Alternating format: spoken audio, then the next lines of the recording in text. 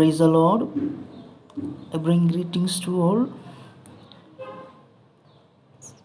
Today's short meditation, let us turn our attention to the book of Luke, chapter 15, verses 11 to 32.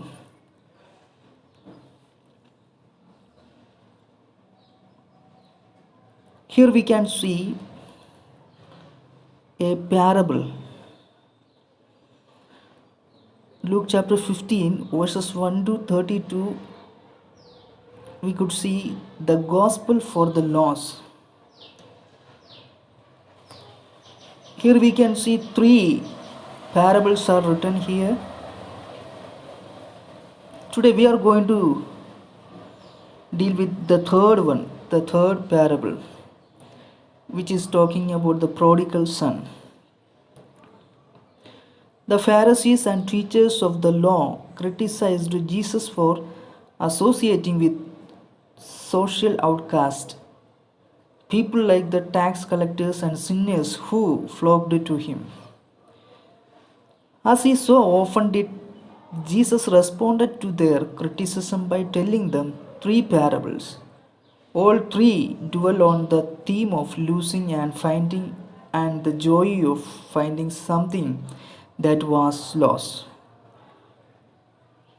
Today, as we read that, the third parable, which is very common and always we used to listen from, I think childhood we used to listen from this prodigal story and all the things.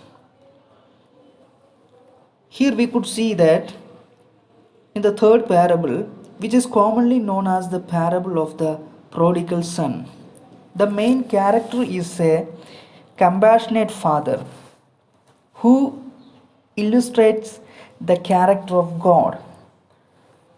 Thus, this parable could be called the parable of the gracious father. The father had two sons. The younger son insulted his father by demanding his inheritance before his father's death.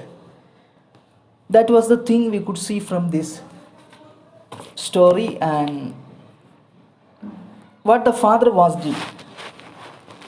The father did three things to the prodigal son, who came home that restored him to full sonship. Here we could see that three things where we could see. The first thing is he put a robe on his back. We have seen clothed in a robe of righteousness through Jesus Christ. We are now his son and daughters, and God is our father. The second thing is he put a ring on his finger. Jewelry can be expensive and beautiful. This ring was both since it came from the father. This ring was much more. It was a ring of authority. It gave his rights and power as a son. The third thing is he put shoes on his feet. Our feet are vulnerable. They need protection. Every good father sees that his son and daughters have good shoes to wear. They are a sign that you belong, you are loved, that you a son or daughter in the family. That was see from this passage. We all are called by God. We all are selected by, we are elected people. Our God is a living God. So that was we could see from this passage.